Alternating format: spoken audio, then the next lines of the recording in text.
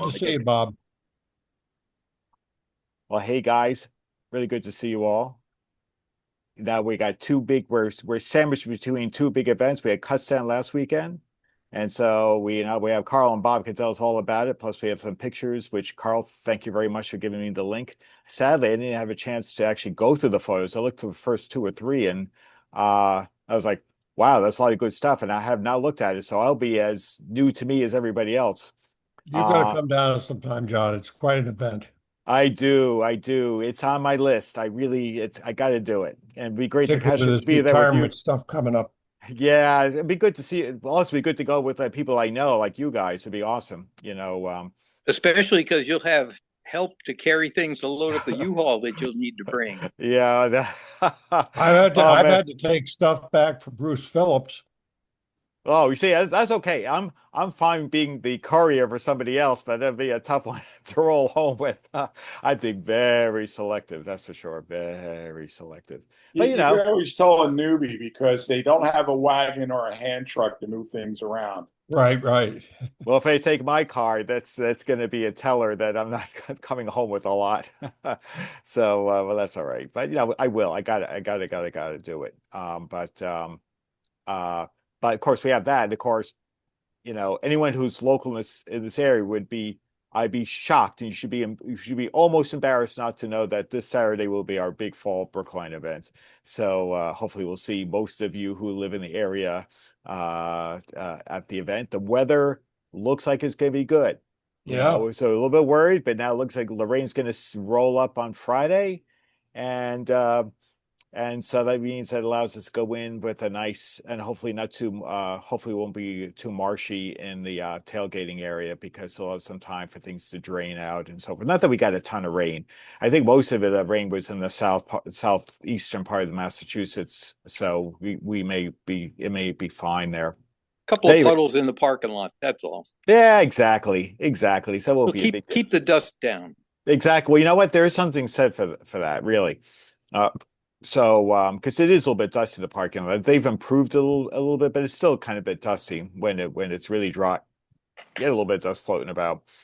But of course, today's topic will be, looking at the Kutztown photos. But we do have, I think I covered it last meeting, but I'll cover again. We have a bunch of exciting things coming up, at the end of this month and into early October. So, now, of course, for Brookline is this Saturday, from 7:30 to 12. So be there, be square. There are two radio contests. One is pre-1930, I believe, sets, and one will be dedicated to Radio Shack. So that's nice. That'll be fun. Almost every one of us grew up with Radio Shack in some way, shape, or form, and probably most have had something Radio Shack in their house. So, if you guys have anything in your closets or in your lab or wherever you got stuff, scurried about, bring something to the contest. There are three prizes. Here's your chance to win something. And same with pre-1930 sets.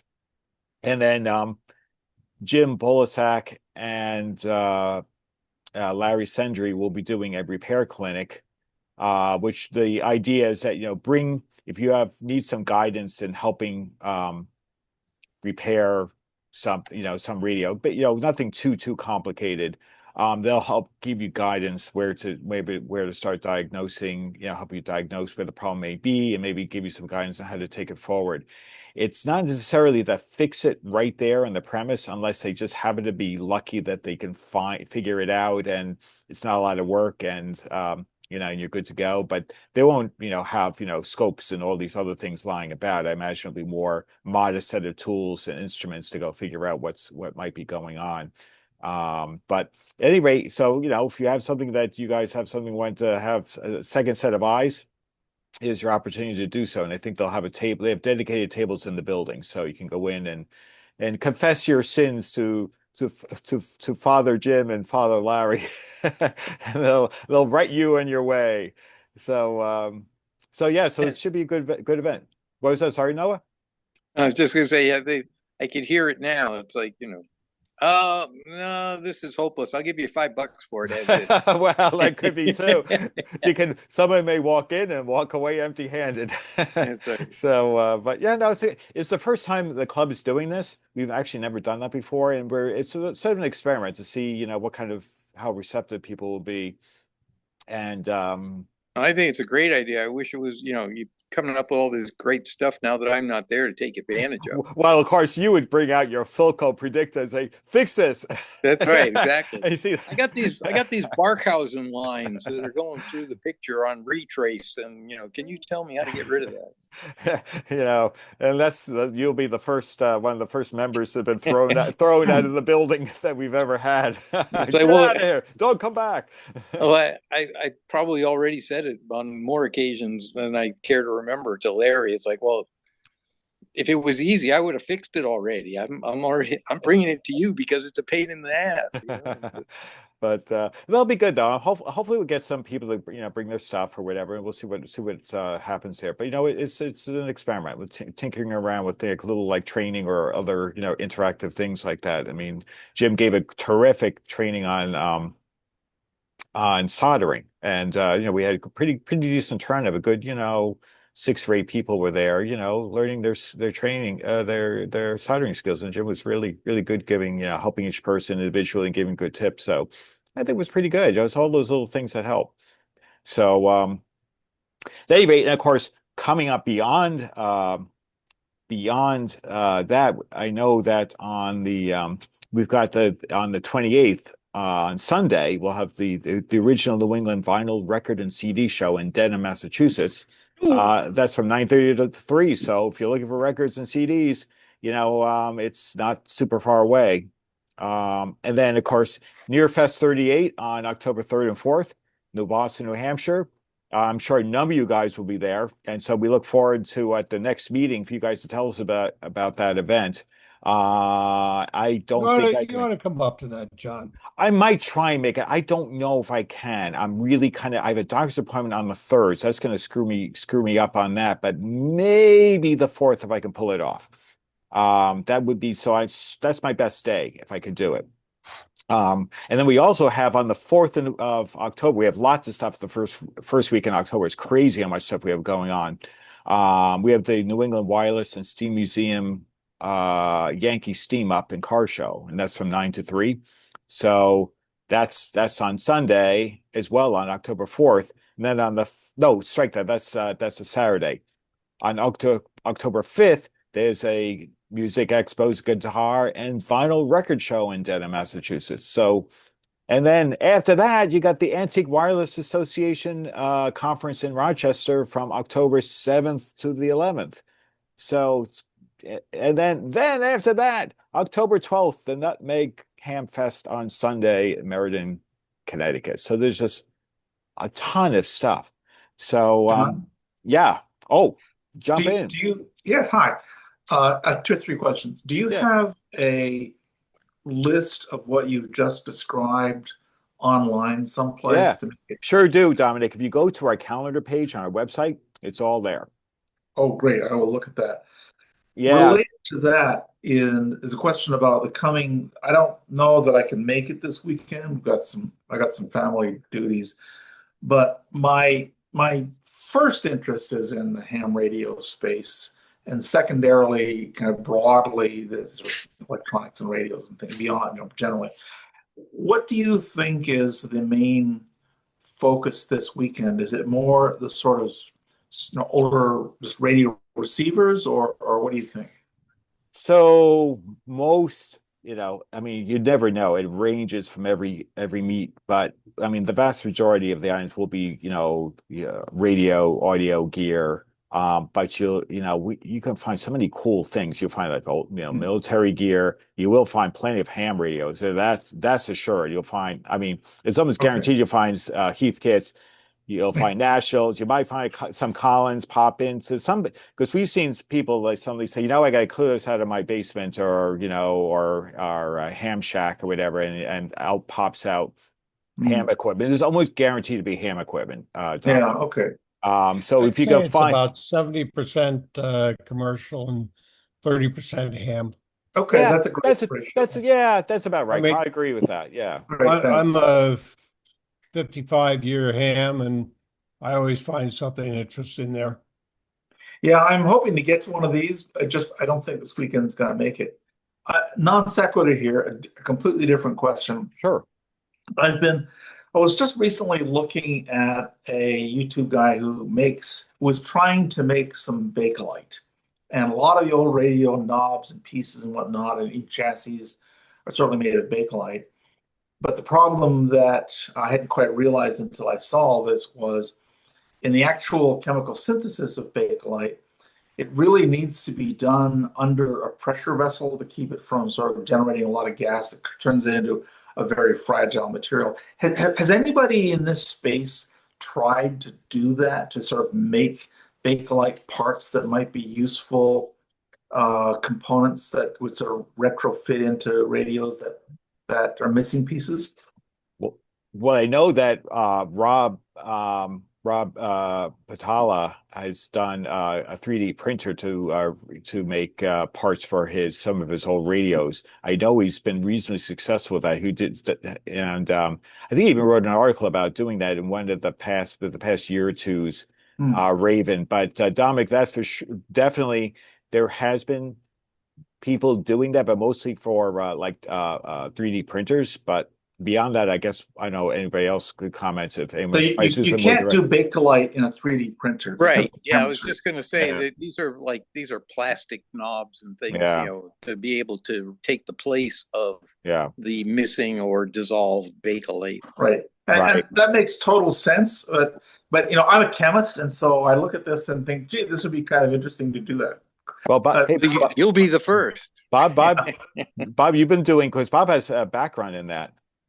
Yeah, I spent almost 30 years in the plastics industry, even though I have a degree in electronics. So I'm not even going to explain how that happened.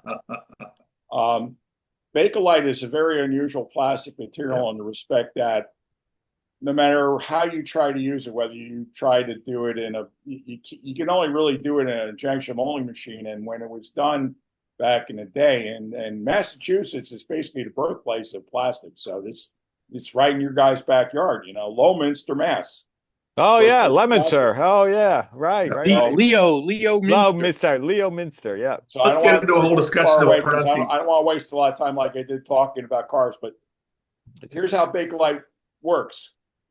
Unlike other plastics, which basically can be melted and reused and everything else, Bakelite is what's called a thermoset plastic or a thermoset resin, and it uses a chemical under heat to make itself bond.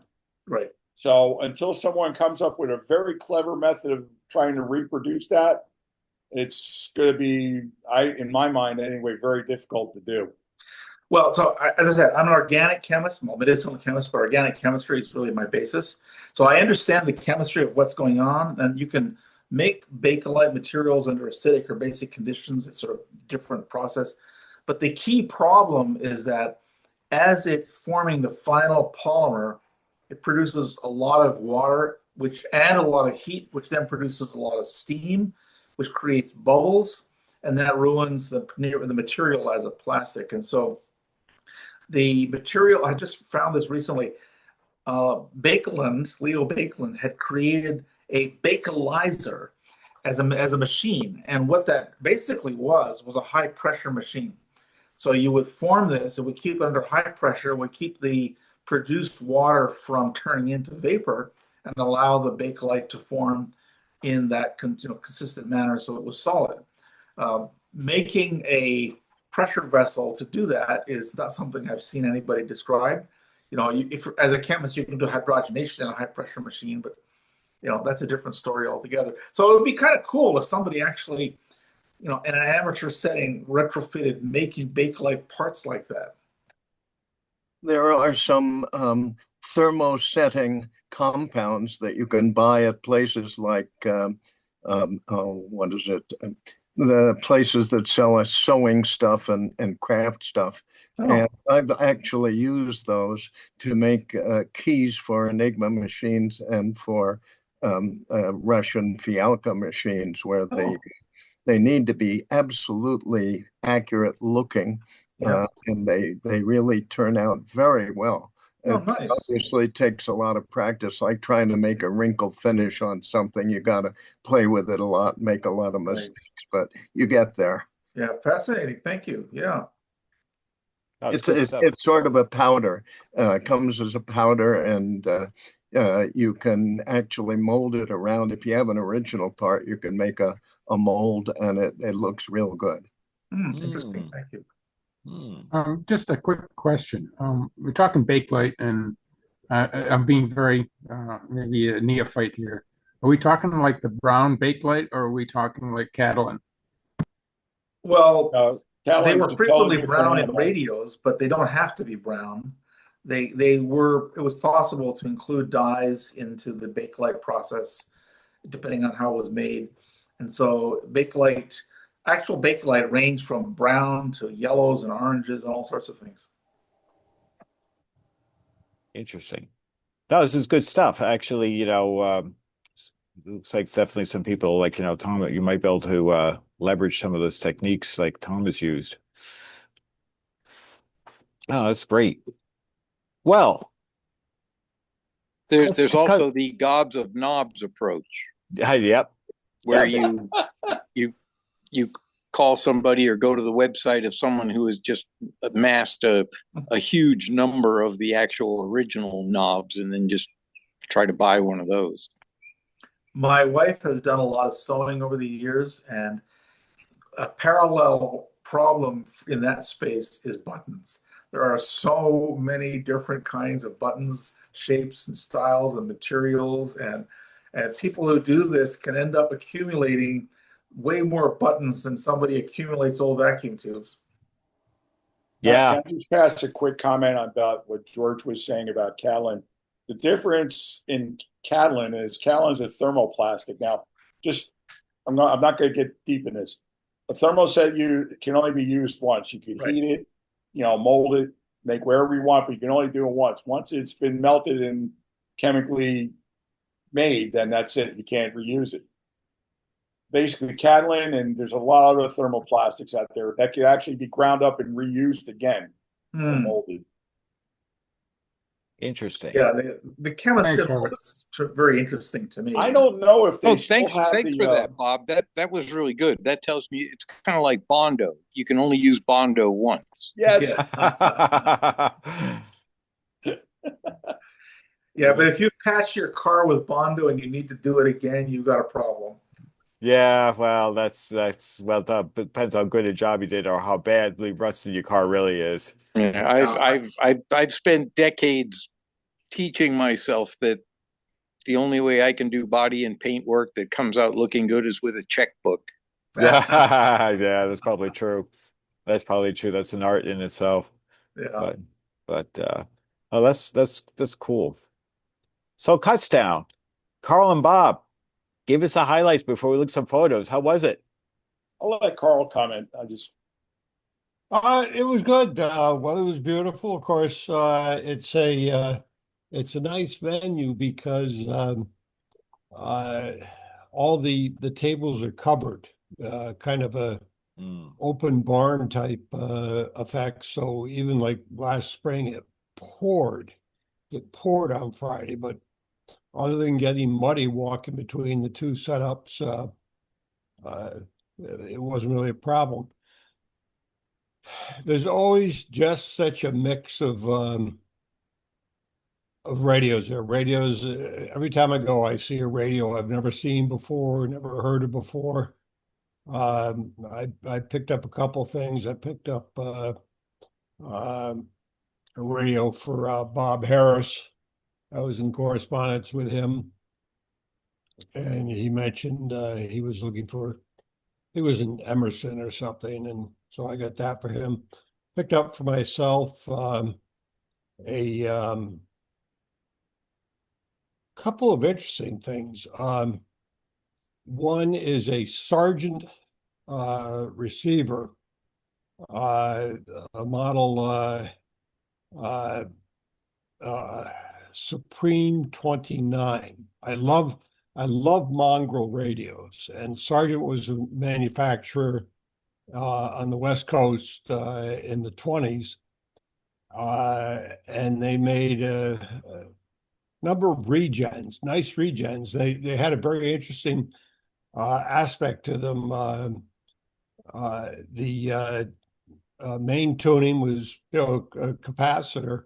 The band spread tuning was a small lever that supported the main tuning capacitor, and there was sort of a cam effect that lifted it up and down, so it just changed the capacity a little bit. And I've had one of those and refurbished it. So this was about at the point of their dying breath. So I can't even find a schematic anywhere. But I'm not worried that it's going to be that confusing on radio. I also picked up my first receiver as a kid was a Lafayette KT320, which has got a very unique look for it. It's also the HE30, whether or not you got it in kit or whatever. And I was thrilled to find out about 2 years ago, the Lafayette was actually made by Trio, now Kenwood, that they had made a companion transmitter for it. And I was able to get one through eBay, eBay Japan. I found one. And actually the shipping wasn't too bad at all. And they look great together. And so I've then gone and gotten a 6 and a 2-meter converter that all look alike, and the matching speaker and the VFO. Well, at one table, I saw a tunable 6 and 2 converter, same paint style, same cabinet style, smaller. I'd never seen that cabinet size. And I'm beginning to think it was an engineering prototype. The lettering was not silk screened on. It was not Dymo. It was some type of clear label maker, but very nicely done. And the construction work looks very nice and very professional. And I'm going to eventually post pictures on it and Nice. See if anybody knows what this thing is. It came from a ham somewhere down around in Tuland who was part of an estate. So you just never know what you're going to see. I mean, you see the earliest crystal sets all the way up, and I think I walked away from it. I hear someone mention gobs of knobs. There is literally a guy called Gobs of Knobs. That's Mike Costi. He's a DVHRC member. He's the ex-president. Oh, really? Club. And what Carl is saying, this guy's got a table full of knobs. And I would say if you're looking for knobs, even if it's obscure, there's probably a 90% chance that he has it. Yeah, he's never had the one I'm looking for, which goes with I can't think of the name of it right now, a 1920s radio that was made in Hartford by a guy from the league. But I was amazed. I was at his table, Bob, and some guy walked up and he said something like, I need XYZ, the little knob on the so-and-so GE clock radio in beige. And son of a gun, if this guy doesn't go through this box of knobs and comes up with it, he knew exactly what the guy needed. So that's hilarious. Yeah. There are a lot of good people there, and it was good to see Bob. And as always, his very nice and beautiful wife. That kind of made the trip. And I sat with Gary WMPG for a while. So. I just went for Friday. I decided Saturday I'll be interested in your thoughts, Bob. But now, having done it about 10 times, Saturday there really aren't that many more vendors. So if I'm not selling, it really doesn't seem to make sense to spend the money on a hotel and so forth for another night. But I had a great time. Always enjoy it. Always see nice people like you and others. And I think it's, from Maine, it's a 2-day trip, but it's worth it. Awesome. Yeah, I know. So Bob, what did you come away with?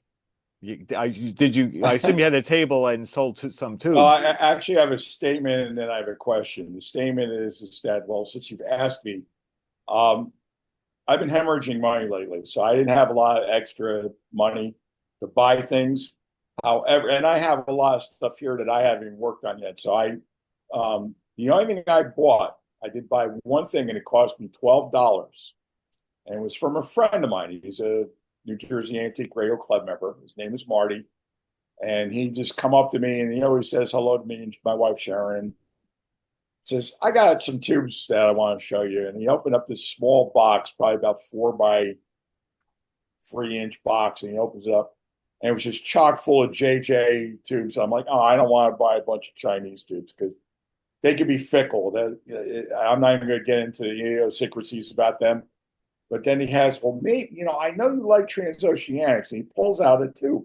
I'm looking at it. I said, I don't see a number on it. I said, looks a little like a 106. He says, well, it is a 106. So there you go. So I trusted him and I said, what do you want for it? He says, give me $12. So that was my only purchase. And I just tested it today. And it tests like a 1L6. I added in 2 different testers, so it's fine. So I'll probably go into like maybe a personal project radio. If I'm doing a repair for somebody or wherever I need a 1L6, I'll use the real deal with I'll say 1L6 on it. So that was my only purchase. Can I ask a question? Yeah. Since we're talking about those tubes, is that the one that's like the elusive, super expensive tube, or is that like the 1R5, or it's a 1 something something? Well, it's a 1R5. I've always avoided. Basically can oscillate a heck of a lot more. So what it is in essence is that we have all these 4-tube portable battery radios from the 50s and early 60s. Yep. Then you had a 1R5 in it. Zenith actually made some battery portables that took a 1L6, and then they ended up ultimately they started going in transoceanics first. In 1950, they went from using Lochtel tubes in transoceanics, and they went to miniatures. And what they wanted to do they were using 1LA6s as a Lochtel to get the tube to oscillate high enough that you can get, right around 18 megacycle to be able to, pick up those stations. So I think they had worked in conjunction with Sylvania initially and developed the 1L6. So you have a miniature tube that can oscillate like a 1LA6. So that's where that all came to be. But if you bought a 5-tube Zenith radio, I think there was a few other manufacturers that used the same tube lineup, just in AM form, no shortwave, and those things are and then they had a tuned RF on top of it. So they were just real nice little DX machine radios. But what makes those tubes so expensive? I mean, was it a bad design of the radio? No, it's a great design. The problem is, I think it's a pentagrid converter, and there's just a lot of little things inside, a lot of grids and a lot of stuff going on inside. I still have never figured out how it even works, to be honest with you. Okay, I've just always avoided them like the plague. I mean, in the last week, I've come across 2 Zenith radios, and they were portable / they had power cords, but you could roll up the power cord inside. You could open it up, and it had, the A battery and the B battery component, and it had, as soon as I saw the little tubes in there that were like 1R5 or 1 whatever, as soon as I saw something that began with a 1, it's like, I don't want one of these, because I've heard that, the tube is probably no good, and the tube is probably worth more than the radio, and it's a cool looking radio, but I'm just not going to do it. And I'm like, then I started thinking, is it the tube? Is it not a well-designed or well-manufactured tube, or is it the design of the radio that's not that good? That, like, why is it so expensive? It's like, it's not that hard to receive AM. I don't get it. I don't want to drag this out too far, but I will share with you guys that I have an idea for a video that I just came across. I was going through some stuff not too long ago. I think it was just like a week before K-Town. I actually found a tube price book from, I forgot what year. So I think if it'd be fun, it's to go through it and see what these things actually cost. Like the 1L6 is in my mind. I was thinking like tubes like a 12AX7 or 6BQ5, or what did they cost back in whatever year it was, 1969 or whatever. I thought it was kind of be fun to do that. Yeah, the So, 6AL5. 6AL5 6AL5 was like, that cost way too much money for how big it is. Hey, Noah, you're giving us quite a leg shot there. Sorry. Hey, I did. Here, I did pick up one other. I'm glad that things that are you even working bored out. the cat. I'm glad things are working out better than last week, and that my buddy Bob is here, because he's sort of my cat whisperer. Last week in our non-radio thing, I started out like in the garage with some car tools, and then I moved to the man cave, and yeah, the I don't know how many of you who were on that call realized what a pain in the ass the cat was being. I was trying to camouflage things. It's like, while I was being quiet and listening to somebody else talk and look at somebody else's pictures, everything was fine. But when I started talking into the phone and trying to show pictures of whatever I was talking about, the cat was like having nothing to do with that at all. She was like, no, you're not paying attention to me. You're paying attention to that phone. And she was like trying to jump and get between me and the phone. And I was switching hands with the phone to try to work around her. And she was just all over me until I stopped talking. And then she was off doing her own thing again. Well, welcome to the world of deciphering cat personalities. I have two cats. You're my cat whisperer. My black cat is the same way. Was she jealous that I was not paying attention to her? And, I don't know. Probably at that moment, yes. So weird. Very weird. But anyway, so I apologize for last week with this, trying to wrestle this cat. She was like, fine. She was headbutting the phone and, rubbing stuff and getting in the way. And it's like, but only when I was trying to talk. If I was just sitting back and relaxing, like, now she's like way over there. Definitely a jealous cat. Hey, John, I did pick up one other thing. 500E. Ooh, it's radio. And that's way too small. Yeah, I know. Gosh. You're talking to a console guy, a German console guy. Yeah, that's exactly. The old $30, it works. It just doesn't have the little metal stand. Oh, okay. I wonder if you can find that. Price per pound, that's a fortune. I bought that immediately. Carl, when you talked about your 6 meter and 2 meter gear that you picked up, did you put those on the air? No, it's just a converter. Oh, okay. So I have not done anything with it because I got home from that and I had to start preparing for the upcoming show. I didn't bring anything down there to sell. I do have 6 and 2 meter capabilities up here. I don't think it'll be very successful. It was just to see this thing that the knobs are the same, everything is the same, and I've done all sorts of web searches, so I've just finally decided it was a prototype that someone was working on. Sounds cool, yeah. Yeah. Hey, one comment on tube prices, only because, and I see the same amplifier in Tom's background there, an AL80V. So I had to put a new 500Z tube in my amplifier. Still, it's not on the air, but you want to talk about pricey tubes. Like, that is a pricey tube. I missed that. What was the tube number again? 500Z. It's a transmit tube. Yes. They're like $350 or something. Oh. Yeah, I had an old Henry amplifier which had a 31000Z in it. Oh, It's about the size of a goldfish bowl. Oh, jeez. And it, but unfortunately, it doesn't price like a goldfish bowl. So you can sort of find them around and like, $1,200, $1,500. So Ooh. I gave the amplifier away.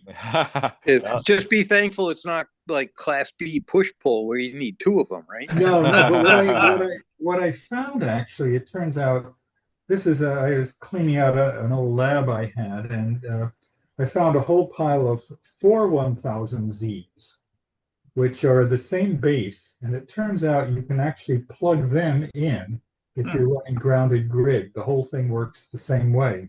yeah, okay. But I just wasn't about to do it. I said, enough. Right.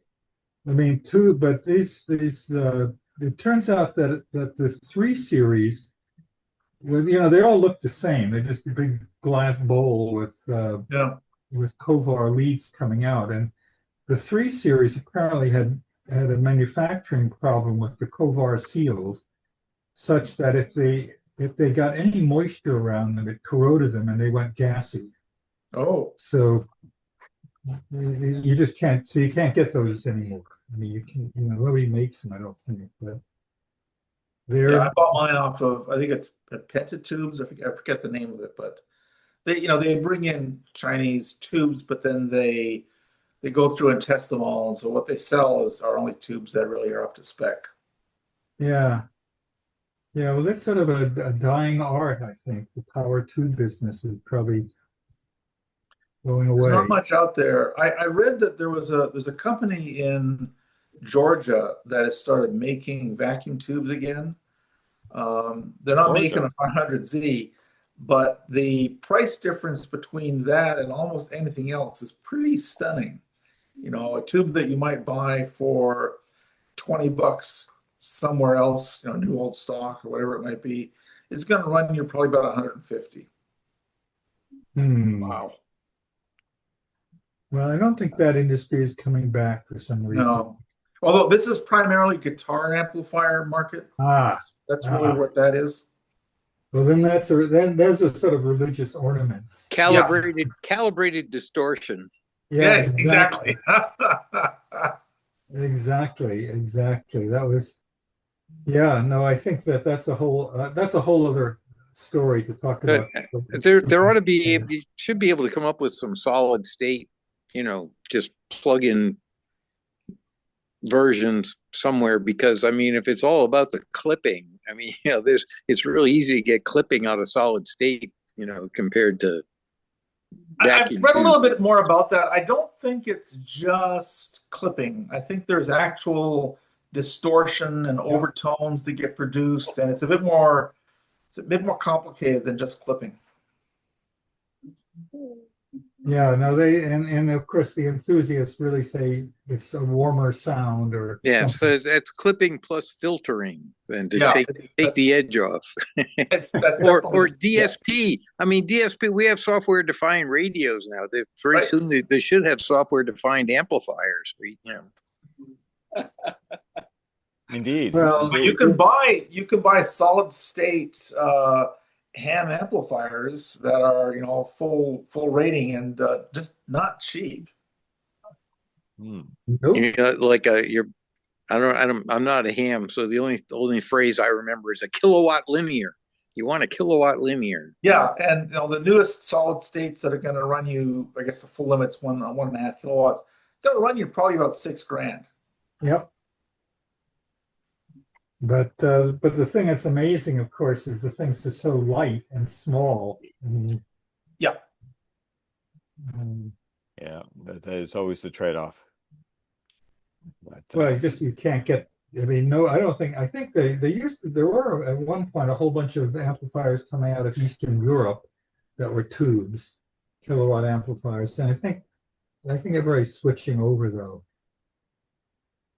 Well, I have a maybe related story. So I grew up in Canada, and in the 70s, 60s, and 70s, and I had a friend in the Canadian military who served on a Canadian destroyer for a while, and he described their communication gear, the early communication gear, which was all built on around radios that had come out of Czechoslovakia. At the time was Czechoslovakia. So their parts, their tubes, everything for this Canadian military was coming out of behind the Iron Curtain. It was a bit of an ironic story. That's funny. That's funny. Well, guys, anybody still making? I mean, I think for a while there were there still were tube manufacturers. I think even China has disappeared. There's a company, I think in the Czech Republic, that has been making them. There had been a company in Russia making them, but of course that's gotten complicated in the last few years. Yeah.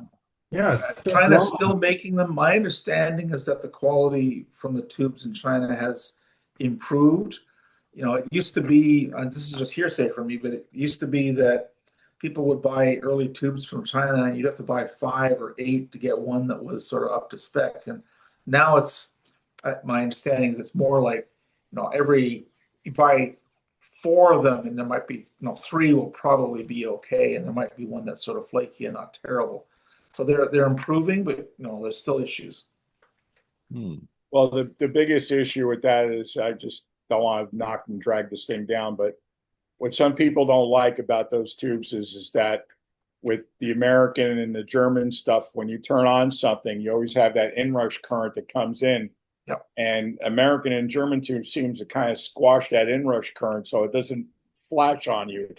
Whereas the Chinese made tubes especially, they just take that all in, and then sometimes after you do that enough, they're going to sorch themselves out and they're not going to work at all. Yeah, and I think it's because they're using thinner gauge wire and materials all the way through. It's just cheap and dirty. Yeah. Yes, indeed. Well, that's why it's cheap. You just have to buy more of them to make up for it, right? And that's why I didn't buy all my buddies' JJ tubes, because I know that that's what they do. I just not going to do it. Well, but the Chinese are getting better and better. I mean, just they're the competition to NASA these days. I think it's a mistake to discount China just wholesale. They are capable of making high quality materials. It depends on what the oversight is, what the requirements are. Yeah, that's fair. I agree. But, well, and they've got things. Want to get this rolling, John? Yeah. How about you? Anyone see any photos? Let's see. Just start throwing them up there, and I'll see if I can. I have to break off. I'm glad to have joined you guys for a little while, but I gotta sign off. So thanks very much. No, that's all right. Glad to have you, Dominic. Hopefully, we'll. Oh, wait a minute. This is. I hate to say this, but the guy who owned this table just passed away from throat cancer. He left his pack of cigarettes there on the table. And he was just a heavy smoker. I tried to tell him to stop, but he wouldn't listen. Well, the cigarettes are like, what the size of a baseball bat. He was going through a couple packs a day, wasn't he? Yeah, you open up the box and it'll probably say, instead of the Surgeon General was warning us, I bet you can't finish these in a day. Yeah, but you have to hold it like this every cigarette. You can't use a single finger. You have to like that, I guess. Mm-hmm. That brings back college memories. Yes. I will say though that the radio on the left there in the front, the Majestic. Forget who made them. I think it's a Majestic. A nice radio. Let's see if I scroll in 1930. Is that a Greg, 9? You can chime in at any time if you want, Greg. Nice looking, nice dial face. I think the thing says, I think that says Majestic. Let me just scroll it down a little bit more. $350. That I can see.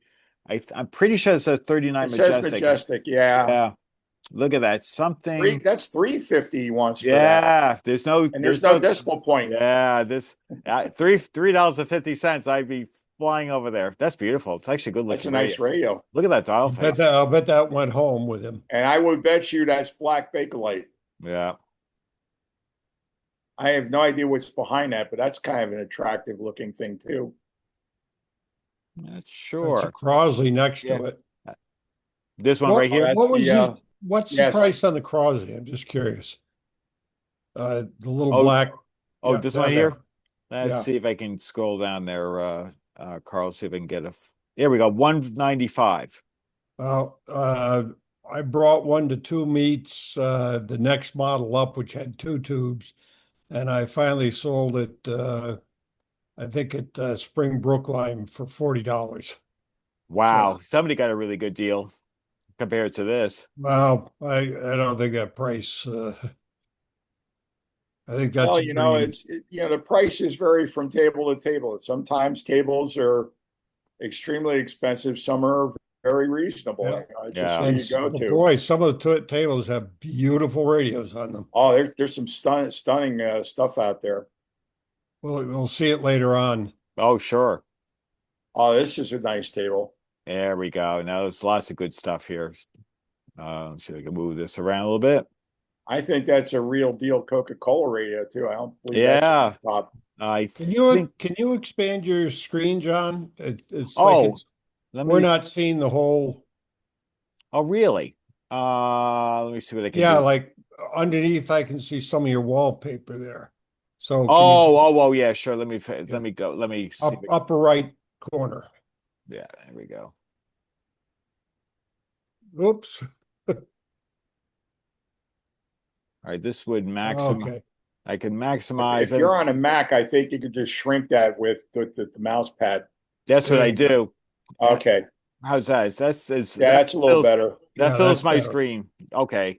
The thing is, I'm sharing off a Safari link, so it's that actually opening to its own photo, under the photo album. Yeah. So when I do the photos, it's easy because it's just, doing the the photo albums, it fills the screen better. But is this okay, guys? Is good enough? Yeah. Good. Yeah, look, I remember this table. Look off to the left, and he had one of those when you were a kid, radio station things. See the tower on it? And, Oh yeah, yeah. There's a picture coming up on that. There's a better one. Okay. Right after that. Yeah, you're able to see that. Yeah, that's as far as I looked at. That looks really cool, by the way. There's a much better photo right next. There's some good stuff there. Now, of course, yeah, I think you're right, Carl. I think that looks like a real bona fide Coca-Cola radio. And obviously a couple of phonographs. This looks like, I wonder what this is back here. Is that that's not an Emerson, is it? I don't think it. Yeah, I was thinking Emerson. Yeah, I think it is an Emerson. If I look, I think the label here that looks like it's Icon. It looks like a treble clef, so that's probably yeah, yeah. I think I'm with you. This one here, I'm not so sure. Is this I'm not sure on Belmont that one either. Greg, you want to take a stab at it? The blue I've one seen there? them before. I can't think of what the make is though. Might be a Belmont. Or... That's going to say Belmont was my first guess, but that's strange. Interesting color. What we got down here is that. Not sure what this is. This looks like I think the dial scale's at the top. Interesting radio. Never seen one of those before. Yeah. I like the meter to the right. Yeah, that's good looking. I know the same thing. That's handsome. That looks like early 30s, mid 30s kind of gear. Boy, I'd go back earlier than that. That says Oh, you may be right. meter. I can't make out the letters underneath of it. Yeah, unfortunately, I'm at maximum. I can see, voltmeter, and it just I can't really. Yeah, hopefully there'll be a better shot later.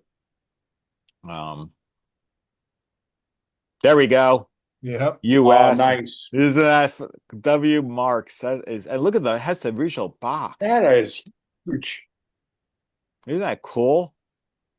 Oh, it's got the little antenna, the that. transmitter. That's so fun. That's really awesome. That looks straight out of 50s kind of stuff. Yep. I love them. Oh, Mark's Toys, yeah. And I love the TV and radio. Yeah. I wonder how they're playing that. That's funny. That's awesome. Oh, a couple of nice microphone, speaker, I think. Wow. Look at this. Beautiful.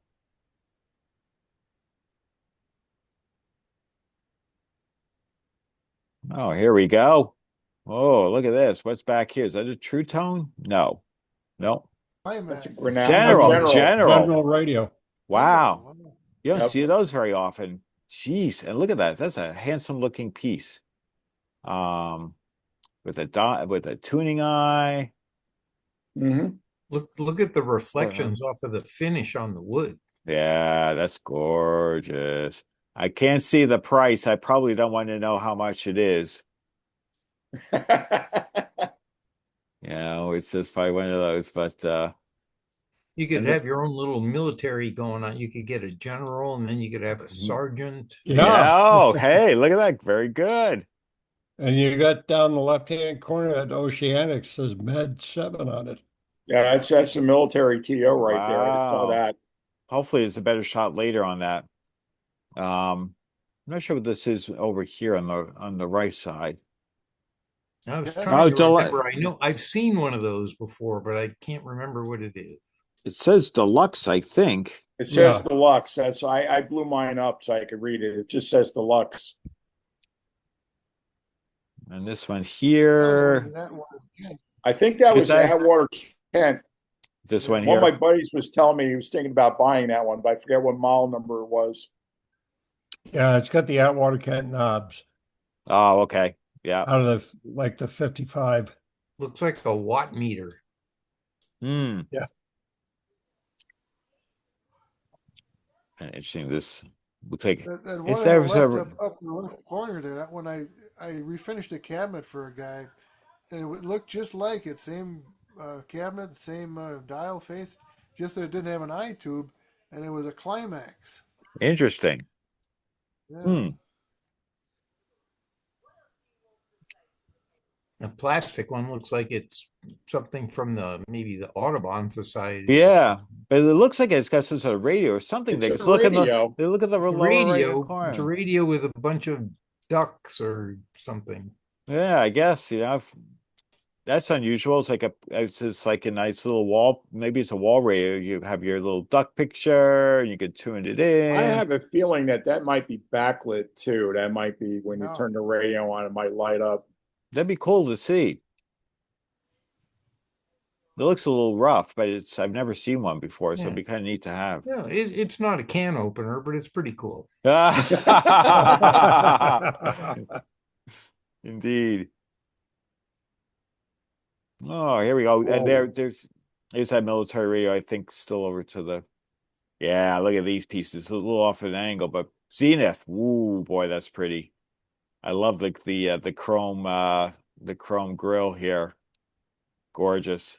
That dial face. That's a sweetheart right there. Yeah. Oh man, is that nice?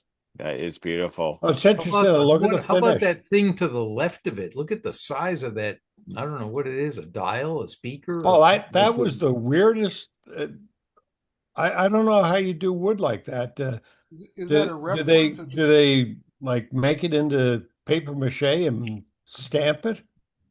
Is that I can't imagine anybody carved that. I remember looking at that radio. You think of Crosley there, Greg? Crosley Buddy Boy, yeah, that's rep wood, they called it. Rep wood. It was like a molded wood composite. Okay. Early particle board. Yeah. Must be interesting when you throw paint remover on it. Yeah, I'm afraid the whole thing would dissolve. Oh man, cruel. Oh, look at this. Ooh, plastic cars too. Boy, oh boy. So what do we got? So looking, let's see here. Someone told me about this table. He said there was like old flashlights, cigarette lighters, toys, everything.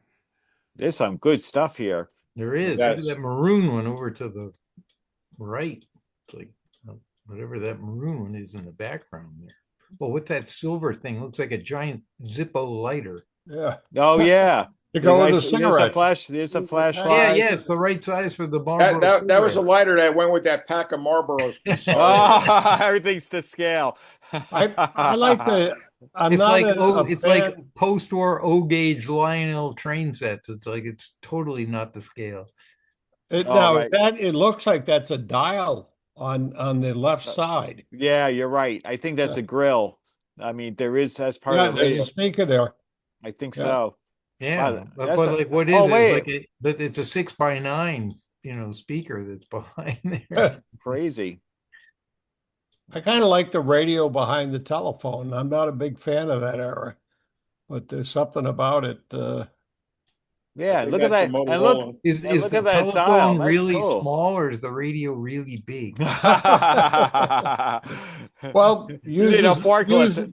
It's use a a Barbie cigarette lighter phone. for scale. Barbie. Yeah, that's a neat more. I like the dial, dial face. There's something about that radio I like. Yeah, that's cool. Good catch. I bet it looks. If they did it right, I bet it looks great, like in the dark. Yeah, it's probably got some sort of light. What is the make of the radio? Did I hear Motorola? Someone say no. It's the green one's a Motorola. That one right there. Yeah, this one. Big light. Yeah, that's Motorola. Yeah, it's Motorola. Oh, yeah. Okay. I may not look too bright, but I know a little bit about this stuff. Far be it for us to say that. Look at that. Look at the little advertisement, whisper tone. I think that's majestic. Yeah, that would look good on my train set. Yeah, it would be. But this is actually maybe a motel radio. You got the speaker. This looks like it came right out of a motel. That's really cool. The guy has some cool stuff.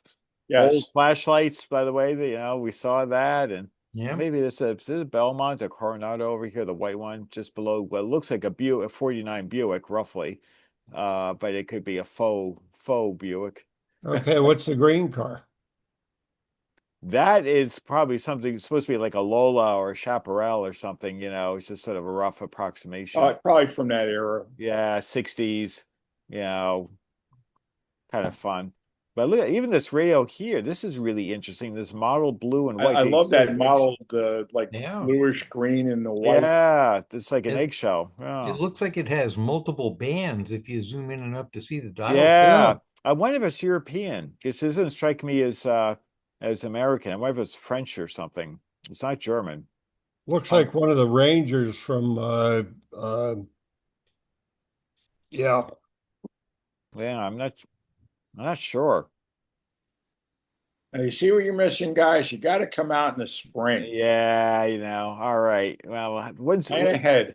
I know. I already paid for my cables. I'm ready to go. It looks like a helmet from Star Wars. That's funny. What this black one is here? National. That's cool. National. Yeah, it's a national. It says. I think of it. Yeah, but it's not National Radio out of Malden. I remember now looking at that. Okay. I don't remember what it was, but it's not the National we're familiar with. Because I thought, boy, that doesn't look like any National I've ever seen. It's like National Radio Corp or something. Interesting. Well, I'll tell you, I probably could spend a half hour at this table if I were there in person alone. Oh, it's easy to do. Some cool stuff. Stuff I've never seen before. Oh, more stuff I haven't seen before. That's a cool one with the round one. I love that round one. Oh, that is awesome. Is that a Climax, or I've seen one of these before? I think Bruce had one. Bruce Phillips had one, I think. I could be wrong, but I thought I saw one at one point. I forgot who makes Bruce wasn't there this year. Oh, he wasn't. It's like that belongs in like a 1950s sci-fi movie. Yes. Yeah. Especially with the thing lit up. Oh yeah. Yeah, exactly. It would actually look better. It would be if it were like a metal case. Yes. Yeah. It would have a speaking ominous part, Noah. Yeah. Right. The death ray would be coming out. Exactly. This wouldn't be green. It would just, burn the person away, Yeah. This is really interesting nice too. stuff. I've never seen one of these with these interesting, like rotary style toaster knobs almost. Chicken feet. Yeah, exactly. Chicken heads. Any Chicken idea head. what this is? I have no idea what this is. It's an early Fender. No, I have no idea what that is. Is this a Fada behind I this? think that's a Feta. Yeah. Yeah. This is a couple of neat little transistor stuff. That's pretty cool. Good stuff. Wow. You're right on the left. That's a really wonky antenna up up in the. Oh, yeah. Yeah, it's kind of, you just see the bottom part of it. Yeah, that's really interesting. Maybe it's a better shot. Whoops, sorry about that, guys. Maybe it's a better shot later. Phones and phonograph, the Edison, some good stuff here. What do we got? I see a Bose radio. Yeah, everything from Edison to Bose. Yeah, they cover it all. There's another Coke for you. Yeah, but this, and I wonder though. That one I think is a repop. Yeah, I think so. Let me see if I can get.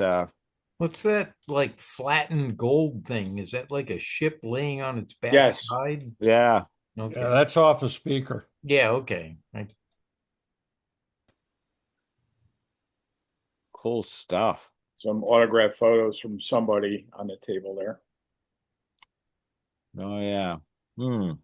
Couple Bose Wave radios. Yeah, I saw that there. Yeah. It's an interesting mix of stuff.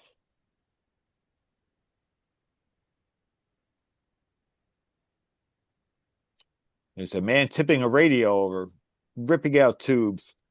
Hey, I'm cutting this right here. I need this tube. Yeah, exactly. This is my radio. Hey, you mind? Look at the Zenith, another pretty Zenith. That's another rare one. Never seen one of these before. It's very nice. What's the little rectangular area, Bob, over the? I think that's one of the ones they used the shadow meter tuning, kind of like what Philco had. Yep. Oh, right. He had some of that stuff on there, 35 and earlier radios. I was checking out my Philco 36 610 for the meet, and the shadow meter was working just great. That's really cool how they designed that. It is, like yeah. The little mechanical tuning aid. Mm-hmm. The King jukebox speaker. That's a cute little radio. The King. Air King. Air King. Air King. I mean, yeah, that's pretty cool. Yeah. There's a Seaberg something on the left there. That's a wall-mounted speaker. Is that what that is, for a jukebox? Oh, okay. I was wondering what that was. Yeah, that hung up on the wall and layered away up above the actual jukebox itself. A guy my age wouldn't know about that. This is interesting too. I'm not sure what this is, but it looks like a good-looking dial face and all. Yeah, nicely restored. Yeah, I mean, nice pieces. Jeez, there's a lot of stuff here. These first 6 or 8 pictures we've seen, a lot of radios I haven't seen before. Some nice pieces. Wow. And you haven't seen I wish I had that picture. I swear it looks like the guy. Hey, I need that. Yeah, you might. Oh, damn! He caught me on film. I unfortunately I ran out of money about 2 pictures ago, but yeah, that's why I didn't go Saturday. Oh man! Oh man! Funny. Ooh. Okay, now what we got? Addison. Oh yeah, so it is. And you want back that up. I wonder if that's a battery or farm radio, because you see, it's got that red dot in the middle there. Sometimes they did that to let you know if you had the radio on. If it were like a battery or a farm set. Oh, I don't know if they do all that in a nice Catalan cabinet and all that. It's really weird. Really neat. It's neat, neat Emerson, right? That's what was that? AU 190 Emerson, I think that was the model number. Something like that. Interesting yellow. Not a color you see very often on those. Oops.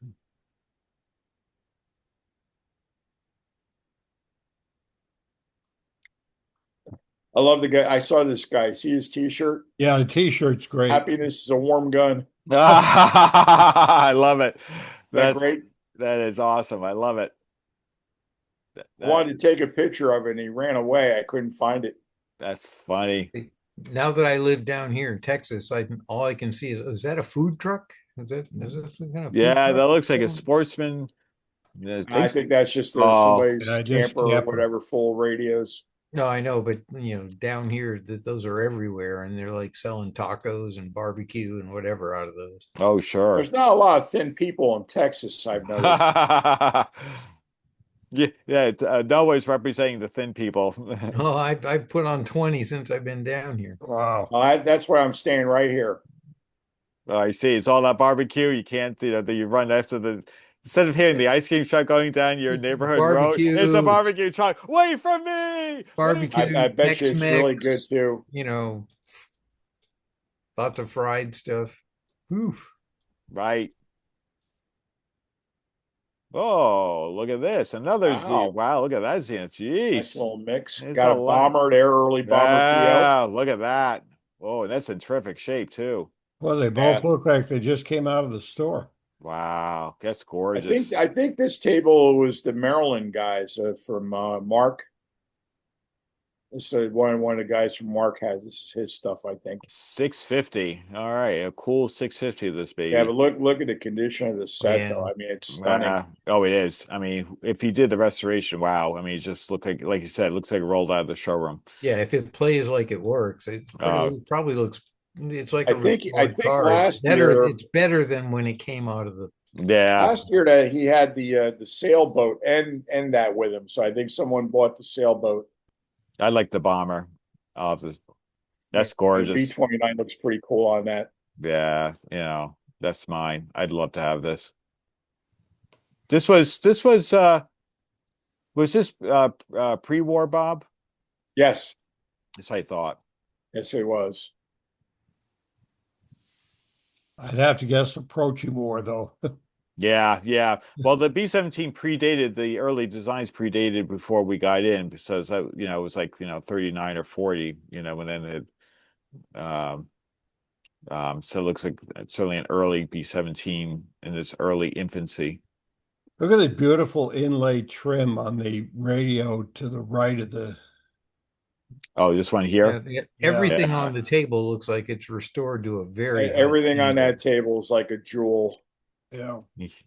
Yeah, I have to agree with Noah. We all emptied our bank account at this point in the picture deck, and we're not even done. TV. Oh, look at this. So Cool European. It's I'm trying to think what this is. I think I see something in the middle, but I can't make out the wording. It's probably German, but who that is, I am not entirely sure. I can't make it out on mine either, John. Yeah. Unusual. $95.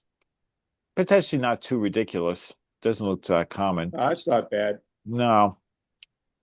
Especially if it It's works. a Motorola TV. Yeah. Probably from the early 60s. All the controls on top, I'd say. Yeah. That's kind of curious. So it's all full of either all on those the top compact or on the trons side. used You to throw at the wall have to as a kid. maximize the screen, Yeah. space. Yeah. Yeah, I'd like that in Philco college. do old stock stuff there too. See him in the box. Oh, yeah. Yep. Yeah. That's an interesting table. I missed that table. Ooh. Oh, here we go. Hopalong Cassidy advertisement and radio. Now that's an interesting one up there's here. radio up top. Okay. Well, what's this one here? Let me move this up a little bit. It's an RCA 5-tuber. Wow, I haven't seen one of those before. It's actually, yeah, you're right. It is RCA. Now I can see the dog. Wow, okay. Wow. That's actually a pretty. I actually have that radio too. It's common. The cool thing about that radio, John, is it's pre-war. Yep. So it's got the old style speaker in it. It isn't a regular speaker. I see. Nice. It's a nice little piece. Got the little the field coil. Field coil speaker, right? Thank you. Ah, right. I was having a brain spasm here. No, that's okay. It happens all the time to me. I look at this stuff, I immediately go on overload. Yeah, I know. This the thing is an Emerson over That's here. An Emerson. Yeah, and this mid like early mid. I mean, late '60s, maybe early '70s Sony. I think that's probably late '60s Sony right there. Yeah, great sound, very clean. You know what? $40. That's a good deal. I mean, you think about it; it's in really nice shape, and I bet you'd be very happy. You could use it as a daily driver. That's a nice radio. It is, and actually handsome looking. Yeah, they did a nice job. Sylvania Color TV advertisement, and a tube tester, I think, down here. Yeah. No, I forget. I was looking at that tester. I forget the number of that. You have to say G, no, GTE. Indeed. It's funny you mentioned that that advertisement. My first new car was a Volkswagen GTI, and I wanted to have a personalized plate that said G and O GTI. Oh, look at this! Lots of like probably TOs or It's a variants. little eclectic mix of Zenith and test equipment here. Yeah. This guy had more 260 knockoffs. Bunch of. I had thoughts about bringing my 360, which is like you never see them around. It's the digital one. Oh, this is not too common to see this Zenith, this gray and red one. I don't know if Zenith's painted that or they painted it. Yeah, I'm not sure. That's maybe that was a artist. Most of the ones I see are like that's usually like a brown or a gold, not the red. But it could be factory. I don't know. Well, they were complete enough to do the antenna casing. Yeah. Well, you know what? I like the color combo. It works for me.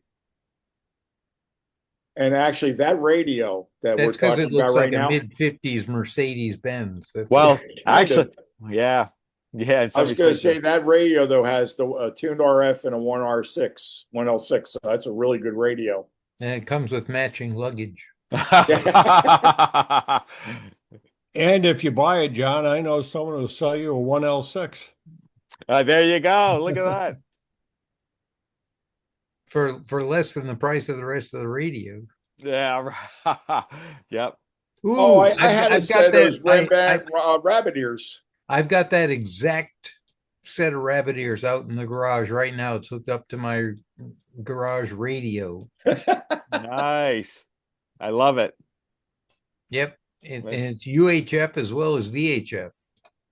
That's cool. The radio behind it, I've never seen. This one right here? No, this one here. Yeah, I'm not sure what that is. It's a kind of a dark shot, so I hope there's a better shot because I don't know what to make of it. I've seen them before. I forget what that is. It's unusual. I mean, it is a really interesting. It's sitting on top of a box that says something like ridiculously comfortable. Yeah, I don't think the box is because that radio is not fitting in that box. No, and I'm not sure. Is there a phone? Is there a telephone receiver on top of that? Yeah, I don't know what the heck that is. Or is that behind it? You know what that could be? It might be an intercom. It could be an intercom with all the buttons. Oh, yeah. I bet you're right. Yep. That probably makes sense. See? You've seen somebody on this call is bound to identify and figure it out. I think we use a radio bank. We use RCA tubes. Yeah. A radio bank. Look at that. Little coin bank radio. Yep. That's pretty cool. Noah, what do you think was in that RCA tube thing? I mean, that's not big enough for tubes. I don't know. Yeah, it's pretty. That's why I think that was probably in a repair shop. We use radio tubes on what? Oh, yeah, that makes sense. I'd go with that, Bob.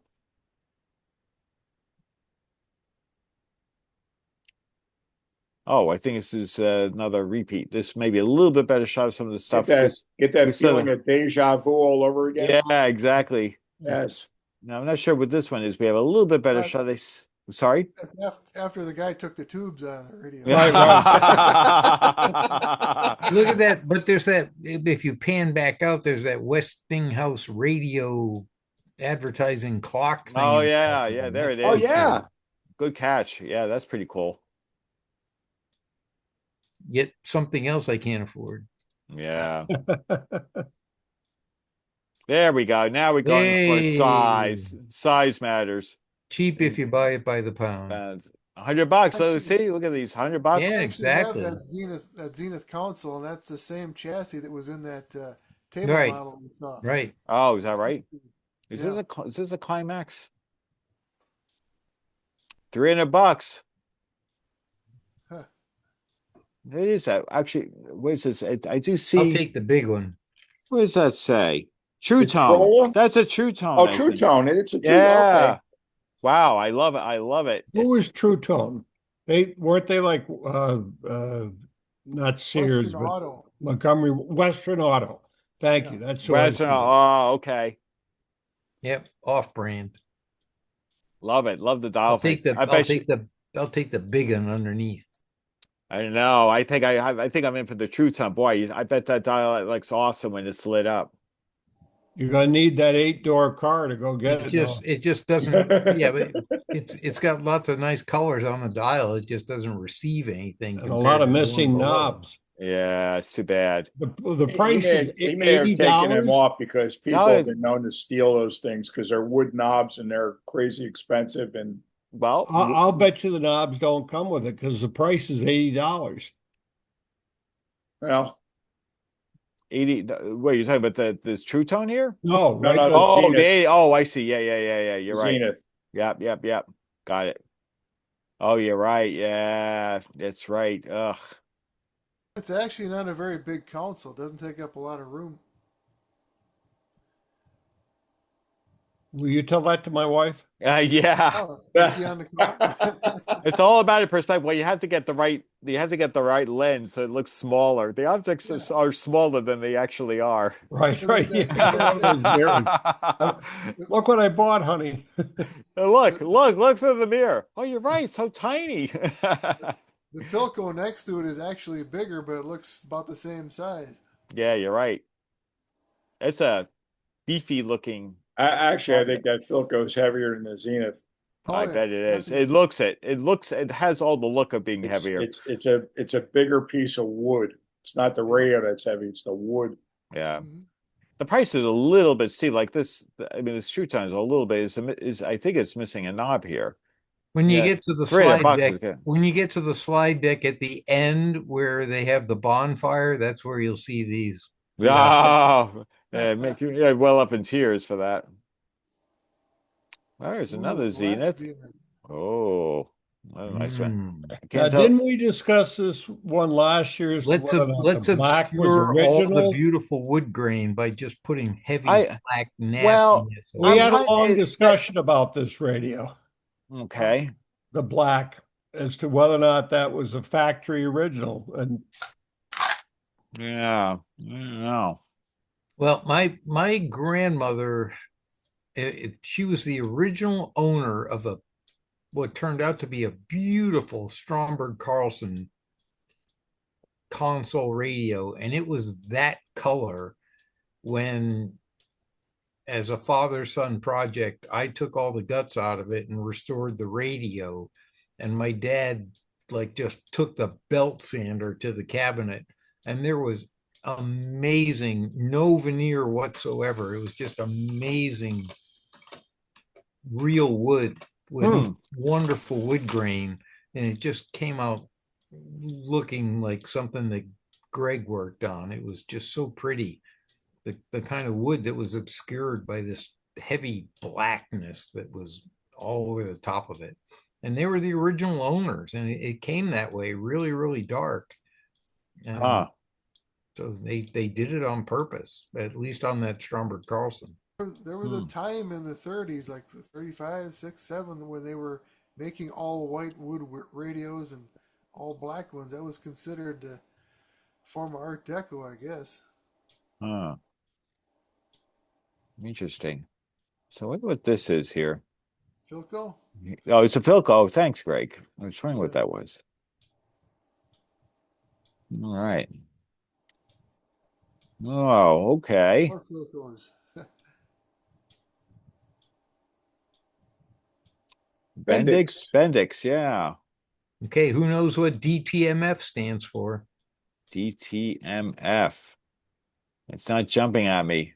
It's for the phone down there. That's right. Oh. Dual tone, multi-frequency. Oh, wow. Boy, it's a good thing Joe Devonshire wasn't there. If he saw that radio phonograph for $30, he'd be out there doing a Carl Lewis run back to his car with it. Right. AM only and 78 RPM only. He'd be offering him 60 for it. think it's a silver tone because I restored one like that once. That's a Philco. Yeah, it's a Philco. That's an unusual cabinet design. How about that? I like that it. the gray box to the left? It looks like it's a PC from the 1980s. That's funny. Little further, see that right there where your cursor is. Yeah. I don't know. Record player? Yeah, so I would Maybe guess. maybe it's laying on its side. I think it is. The Yeah. handle's Yeah. on the top. That's a record player. Yeah, Yeah. record player laying on its side with the Yeah. handle on top. Thank you. I'd go with that. That's kind of interesting. This one here, screen one here. That's kind of curious. Who makes that? Is that GE? That's a GE. Yeah, GE Talk Radio. yeah, it's cool. I like it. Someone painted that 3760, I'm guessing, Philco there. I had a photo finish on the front originally. Oh yeah. Nothing a little contact paper won't fix. All right. It's kind of neat, that little lamp or whatever that is. It's kind of neat. His prices aren't bad. No, that's like, I guess, to you guys' point. Don't want to drag it home price. Right. Right. Not selling radios, making. This is the guy I bought my. Well, he's got a bunch of good stuff there. Yeah. There were two guys selling a lot of transistors. This was one of them. Yeah, look at this. Get the owl eyes. Just in time for the World Series. Yes. That's right. Wow, a lot of good Hope stuff. you got an earphone with that. Hey, for $30. Yeah, no, you made out. He's got a lot of these say not working, and they're like $75, $100. And when I saw that one with 25, and I turned it on, I said, "That's it. I'm getting out of here quick." Yeah, before he realized it. Wait a minute. It even had a battery in it, huh? Yeah. It even had a battery. Yeah, I'm assuming it's 9-volt. I haven't looked yet. That could be 4 one of those AA. wireless phonographs. Or double. Okay. What was that, Greg? See, that could be one of those wireless phonographs that Philco made with Oh, broadcast right to the radio. it says Philco 90. I don't know if that's tied to that or something else. Yeah. Combination record player and lathe. Ah, yeah. Yeah. Well, Good you know, shop radio. There's no need to put a nickel, on the top of the tone arm with a piece of cellophane tape, So, hey man, if Wait right there to go right through the record. yeah, it's not grams, it's kilograms. well, hey, if they can make a can opener radio, why can't they make a lathe phonograph? Yeah, that's a can opener phonograph. Yeah, exactly. I love it. Sometimes you'll find them too, where the needle cut right through the flocking material on the platter. You'll see a bunch of rings on there where they must have ran it. Oh yeah, I bet. This guy was into that style of radio. Look. Yeah, he has every yeah. color. He has like every color. It's cream, white, black, red, green. Wow, that's impressive. That's If he really wanted to impress us, he would have all set them at the same time and have them plugged in. Yeah, that's a lot of Krylon right there. Yeah. That is certainly radio OCD if I ever have seen it before. You don't think that's that's original color, Noah? That's radio CDO. Yeah, it's funny. CDO is when you're so OCD that you have to put up the letters in alphabetical order. But no, the comment about the Krylon, you don't think those are factory colors? I have no idea. Oh, you just being a wise guy. I'm thinking they look. That's my job. I'm thinking just looking at the condition of it. I think those are original. I think these. I know nothing about antique radios. I'm just here for the fun. Yeah. you just stumbled into this. Yeah, the comic relief. I was watching a YouTube, about something else, and this popped up. I don't know. Yeah, I'll join. Well, later on, I think they're pictures of shoes. Oh, that's something else. I'm sorry. That was a video I saw. Yeah, Super Skywriter. Feet. We want Super feet. Sky. Not I had one of those that came out of an estate in Connecticut, and it was gorgeous. The wooden cabinet was a light wood color, and Hallicrafters actually made a matching speaker out of wood. Really? Or you can find it on the web. I found one in terrible shape, and I paid $400 for it. Wow. But they looked great together, and it was a nice radio, and I eventually got bored with it and sold it. But I got my money back on the speaker. Hey, that's all that matters then. That's a good deal. Right next to that, and you can't see it, but to the right of that is that Majestic radio I bought. Okay. Hopefully it's a better shot.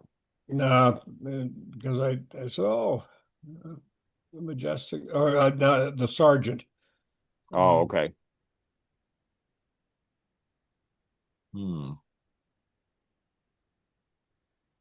Chair side. Ooh, with a bar. Ooh. Not completely, I'm not sure, maybe missing some pieces, but that's cool. Who made this? Philco, I think. Lots of Philco. Oh, yeah, I see it. Yeah, the doll face does look like Philco. Wow, that is cool. That is really cool. I don't think if those are original glasses. Usually you find the original bar pieces with is usually the toughest yeah. thing. I almost, it's hard to say, but these almost look like silver. I don't know if these are silver and they're just sitting on, maybe they're just sitting in there like a holder, maybe. Hard to tell. They look original, but maybe not. It's hard to say. So you turn the radio on, listening on the news of the day, and then when you start getting depressed, you just start pouring the scotch in the glasses and listen to the rest of the news. In today's news, it'd be a heavy use. Oh, look at this. Got some nice goodies here. You got a little bit of everything over here. Got a little Panasonic the thing with the gold bar on top, that's an RCA. I have that. That's a GE that you got your cursor on. Oh, yeah. Yep. Oh, yeah. I see the... Can't quite make out the thing that's behind the GE. Yeah, that's a tough one. It's hard to say. I see the emblem. It's not a Zenith emblem. I'm not sure whose emblem that is. Some good stuff there. Yeah. Little 4-tube red Arvin there on the left. Oh, yeah, way down here? Way down there. I recognize that. Oh, okay. Oh, way in the back is an RCA. That squares right where you got the cursor. Yeah. That's an RCA right there. Yeah, yep, it is. Definitely agreed with that. That's some good stuff. Oh, okay. You got some, looks like some, is that a Bogan or no? I'm not sure now. Over here in the middle. Is this a Philco? No, what is this? This radio to the left where my cursor is. Almost looks like a big, whatever it is. I'm not sure what it is either. Radio phonograph? Probably. Oh, maybe. Sorry, I missed that stuff in the middle that's not made out of wood. Did you zoom in on that? What is that stuff? Looks like an amplifier. Yeah, I just can't. I'm at it's a Heath kit. Heath. Oh, that's what I'm thinking. That's FM tuner on top, and that must be either a preamp or an amp on the bottom, maybe. Right, or a quote unquote integrated amp. Preamp and amp. Okay. So the tuner had a fixed 1.5 volt output, and then you'd plug it into an input on the unit on the bottom, as well as maybe a phonograph or who knows what else. This radio on top is in decent. That's an Emerson. I'm saying, yeah, $20. That's decent. It looks not in too terrible shape. I mean, it's got maybe some nicks here, but that's not bad for $20. Hell, there's a CB base station way over to the right there. Breaker. It's like a Hammerlin radio on the middle of the table, and then there's a Delco thing on top of that with the white stripes and the 3 white dials on it. Yeah. And you got a Heathkit foam patch right below Okay. your cursor and a Heathkit SWR meter to Oh yeah, good catch there. And then you got and a Heathkit Q multiplier at the end. Oh, okay. does anybody know the guy on the right with the orange shirt? He's from Texas. I think he's been eating at the barbecue. He's what we call it. Just left He's what we Noah's call it. house. He's what we call a dinky do. You know, Well, nice thing is he doesn't need to pick up the camera. His stomach. Yeah, it makes a sticks out- nice rest for the camera, though, doesn't it? His stomach sticks out farther than his dinky do. The stomach arrives first. Oh, look at Oh, here we Ooh, go. There's some of those $300 tubes that somebody was talking Yeah, about. yeah. Now, how do you? I mean, I'd be afraid to transport those all the way to the show. Think Yeah. about how they have to be packed. Mm. Imagine. And I don't think he's selling. He's just displaying. Wow. Well, he's got a drape in the Tubescollectors.org. front of the table that says some naming in tubes and valves. Tubecollectors.org. Yeah. So he's probably like maybe it's a good website of all the various tubes. I don't know. I think way down the end of the table at the left, there should have been like a 1L6. Yeah, there you go. There was one, but some guy from New Jersey stole it. Yeah, that's right. Yeah, this other guy who took that radio back is ripping stuff out.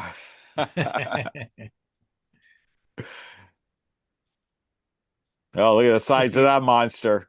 You scrape off the 1L6 and you just take a 6AL5 and scrape that off and put 1L6 on. And you could sell it to some Yahoo who doesn't know what he's looking at. Now, see, I think that would be fun to make a regen out of. Look at the size of this thing. Wow. I don't think I've got a socket for that on my tube. Yeah. I kind of that radio we couldn't see before. Yeah.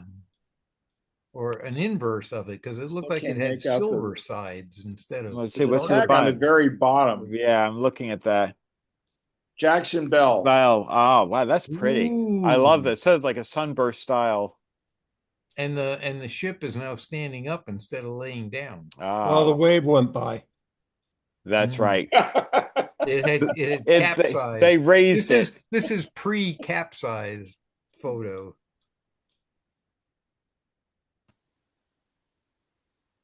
Oh, yeah, there it is. Oh yeah. How much was What's the that? price on that one? See if I can. I'll see if I can. No, I don't think we can see it. I think it's cut off. It's cut off. Play better that way. Yeah, I know. It's a boat motor, Carl. What? It's a boat motor. Oh, Yeah, no It's question. the price of a boat motor. I'm not laughing, Bob. Okay. You know what? I wish it was. Oh man. There's a channel master transistor next to that. Oh, That's all right. We got carried away. That was the Goulden's mustard edition. There you go. Yeah, Those are a couple Crosley. right there. Yeah, sure are. That's nice NBC. Those are fun radios. I don't know what that thing is in the back. This one here? Yeah. It says NBC on it. It looks like a clock. Yeah. Maybe it was an award or something. Yeah. Or maybe it's a microphone on top of that. Yeah. Not sure. Does it do the chimes? Right. That's what you'd want. Oh, Now, you know these aren't cheap when a guy gets in trouble of typing up. Yep. $225 is not stupid money. I mean, this is beautiful. This Firestone. I mean, Air if it's Chief. all done and works perfectly and looks that great. And if you want something like that, yeah, you just silver tone. This guy does really good work. Wait, that's not right. That's this. Okay. It is. I mean, they are nice. I do like this Air Chief. That's really pretty. It's an This airline. guy's been selling radios for years. He does really nice work. This is not ridiculously priced. That's for sure. Microphones. And this little curious little set here.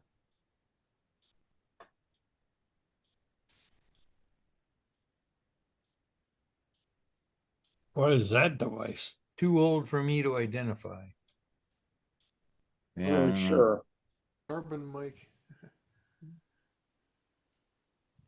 Medical quackery. Yeah. It's not a hair restorer, I know that. Yep. You tried, huh?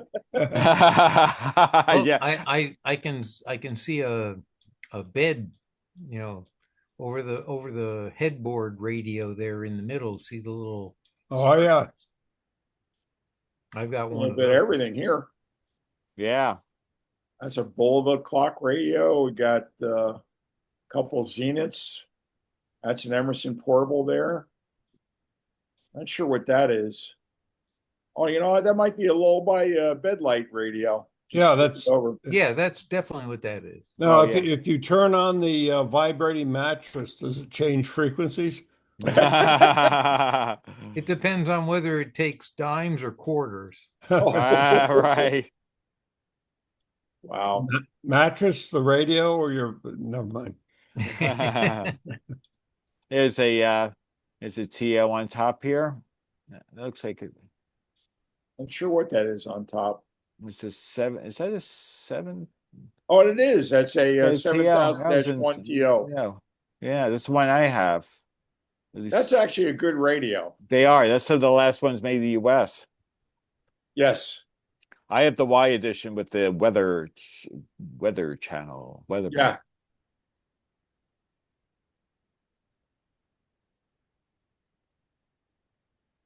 Oh, here we go.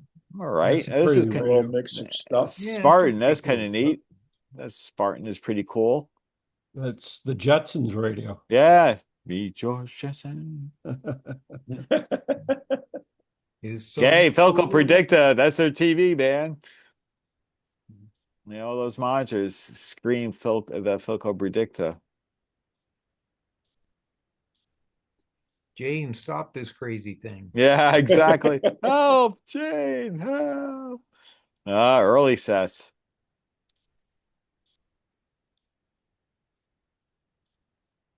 Okay, see the one down in the, all right. See the one in the lower right? Okay, $65. Yep. That's the one I sold for 40. That's the same model. So this guy is a little closer into where I was, as opposed to that $190. Okay. And his was half the radio. It was only one tube. Oh, okay. There you go. There's that big RCA box in the back, lower right, upper right. Oh, yeah, that's a 2 box. I Oh, think. yes. Yeah. So we're coming back around. Yeah, I think that's a circle round. Yeah. That's the club table right there. See if you go back never mind. Yeah, I can back it up. It's no problem, Bob. I just gonna say, now you see the fellow that's sitting down with the overalls. They were auctioning off this. Well, it was like a raffle for that. This is in front of him on the table was a Ramsey FM transmitter. So that was the raffle item for this year. That's actually a really nice transmitter. So you could probably, if you want to, probably get into some trouble with the FCC and broadcast probably a half a mile away of FM if you wanted to. Really? Yes. Good to know. There you go. There's a porthole. Another porthole TV. That's can't recognize that. That's Another one of GE. those unobtainium 7-inch electrostatic deflection 7DP 7AP1. Yeah, or no 7DP something. Oh, right, yeah, Four. because it's got the shield on it. Yeah, and it's electrostatic deflection, and they're made of unobtainium, and they were used in. And if you do come across one, you'll find out that it's also got it comes in a box that's made out of cantifordium. I've got a Sentinel TV set that's perfectly restored and does audio and video like you would, it's a wonderful television, but the CRT is like so dim you have to only watch it at like 2 o'clock in the morning in a dark room. And so you slapped about three picture brighteners on the end of that tube. Well, because it's electrostatic deflection, you can't use. Oh, that's right. You can't use a brightener on that. Can't use picture tube brighteners. So I just keep hoping and hoping and hoping that one's going to show up somewhere for less money than I have invested in the whole rest of the television. Mm-hmm.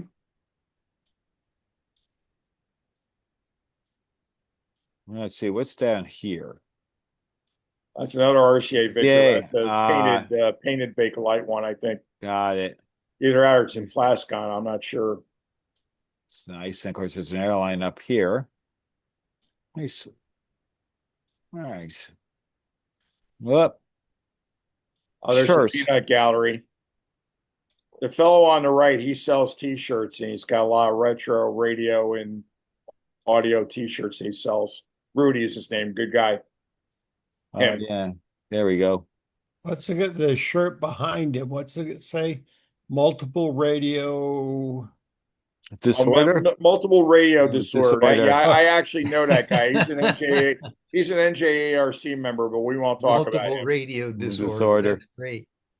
He actually lives in Virginia. Comes all the way up here for this. There we go. The man lying. This is what happens when you drink too much the night Dive before. to the right. Look at the audio. All the audio. Look at and transformers. Audio output. Oh yeah, look at the size of those babies. I think the guys in traction after picking this up. Oh my back! Just got it unloaded. Oh. Yeah. Oh. EL34s and. Well, this could be a commercial for just say no to malt liquor. He's probably sleeping off last night's party. Yeah. He could still be there. It's always the audio guys too. It's never anybody else. It's always the audio guys that are like this. Well, he wants $1 million for all that audio equipment. But look at the size of it, so then he falls asleep. Yeah, look at the carrying handles. I know. That? Oh, I mean, look at it. So is that homebrew? Trifilar wound audio output transformers. That's dual mono. Each one of those is just a mono amplifier. Wow. But is it homebrew? I'm wondering. No. I think it's probably. Well, I don't want to say, but it's a homebrew. It's not as far back as Western Electric, but it's But no, it looks like a standard aluminum chassis. Dymo labels on it. But it's only you have to buy two. You got to buy both of them if you want. Or build both of them. Yeah, and it's like so. And look at the size of the transformers. Oh my God, that's what I'm saying. This guy needs traction. He just picked it up, put it on the table. That's it. He's done. Those things got to be at least 70 pounds a piece. Oh yeah.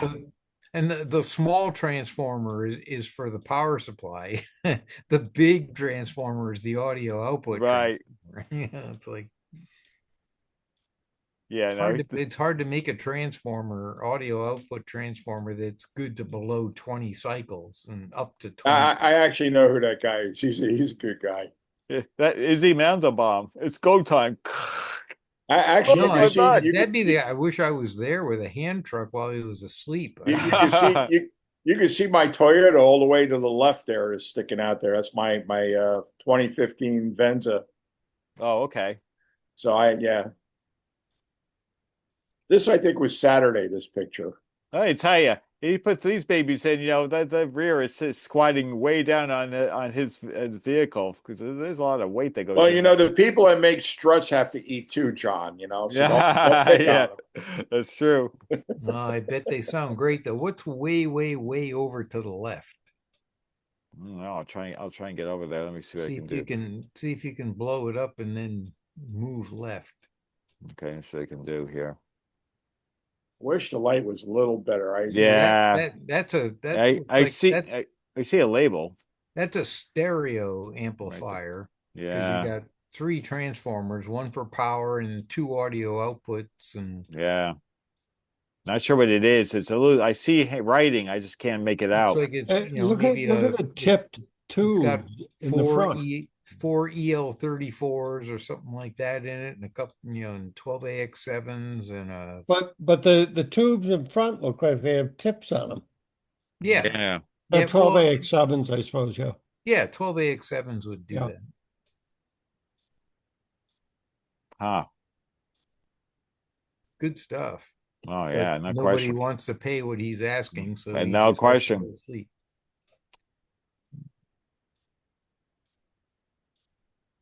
Oh, that's that all the way to the right. That's that Philco intercom. Oh yep. Good catch. Mrs. Wiggins, could you come here, please? Yeah, Mrs. Wiggins. Oh yeah. The funny thing is, the knob all the way to the right, it's kind of hard to see, but basically the secretary put her foot on the thing to execute and talk and do all that stuff. It's kind of funny how that works. You know what that is, Bob? That's actually a radio. It was a 49 Philco, and you could preset 6 different stations on it. And that was that's right. There's a radio built in it too. I forgot about that. Yeah, I don't think it's an intercom because no. You push it down to turn it on and off, and I think it rotates for just the volume. I take that back. You push it down to change the stations, and it rotates for volume. Oh, I thought it was an intercom and a radio. No, I've got one here to restore it. It's just okay. I never had one. You can tune it for 6 different stations. Okay. It's a mongrel in the middle there. That's a Philco. It's a floor wax and a dessert topping. Yeah, exactly. I meant the wooden box back there. That's a Philco. That looks like, a mongrel early like guitar amplifier or something, or a PA system or something.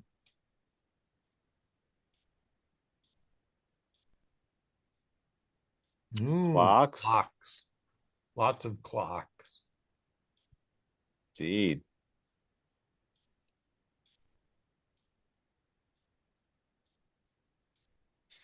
He's about to practice martial arts on the guy. I mean, what's going on there? I don't know. The fellow on the left, that's Greg. He's very, very soft-spoken and everything else. So I don't know why this guy wants to karate chop him or something. I'm seeing it happening. Yeah. You want how much for that book? Poor guy has a spine problem. You're making fun of him. Oh, what a cruel bunch! Oh, really? Sorry about that. I know. I was actually looking at the hands as much as tell you. Look at coming in for the kill.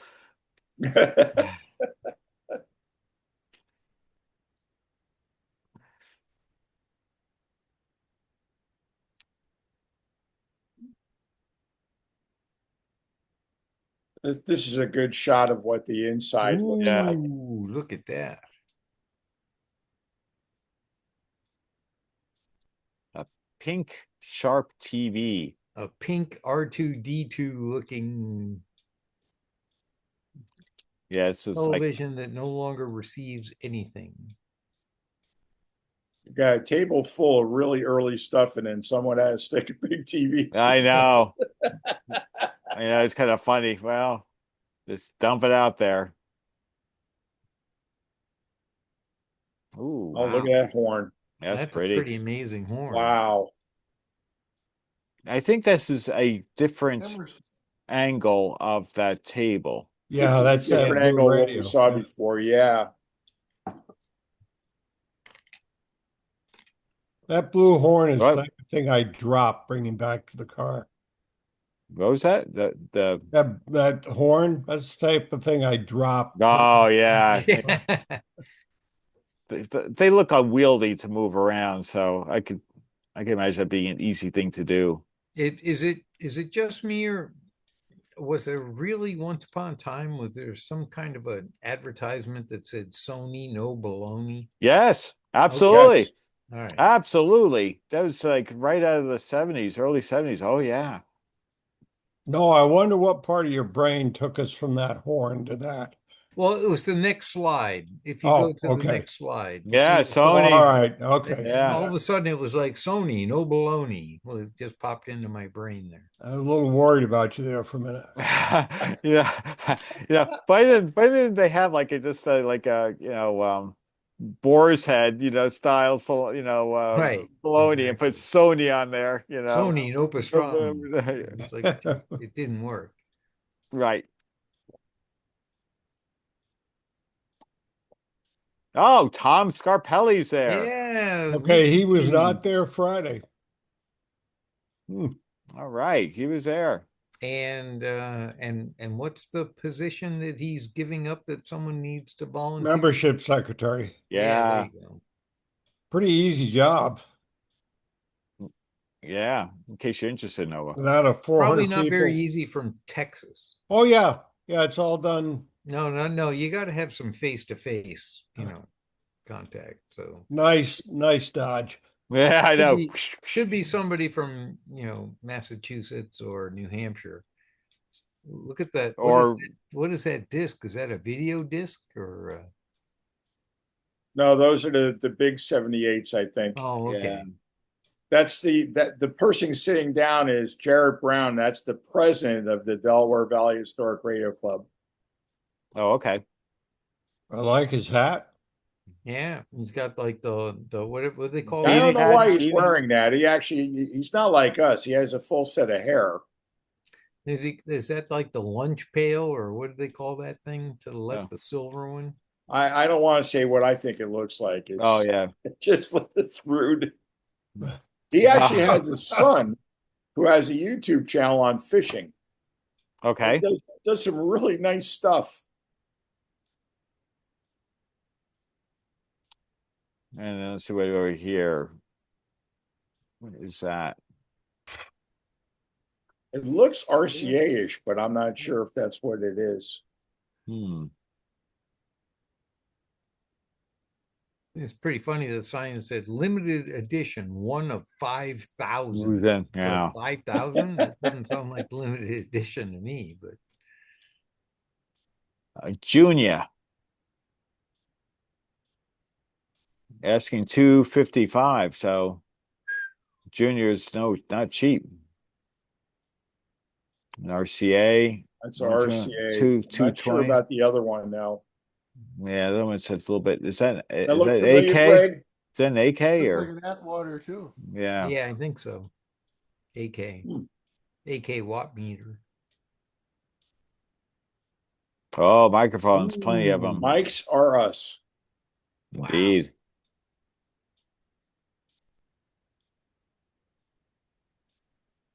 Fan. I got. Is that a Crosley or what is that back there? Lots of meters. It looks like a interesting turntable off to the right. Yeah. Yeah. BSR or something like that. Yeah. ELAC mirror cord.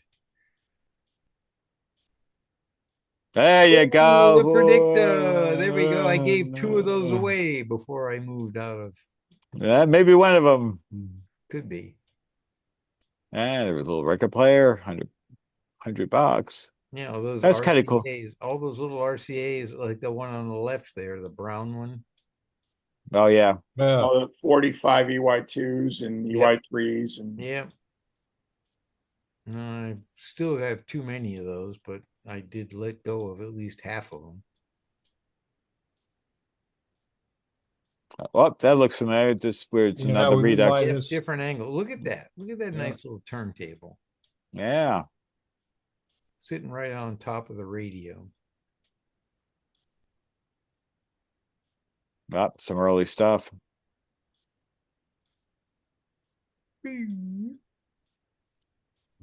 Parts, restoration parts, I imagine. a lot of capacitors and resistors and shrink tubing and all that happiness. Oh yeah.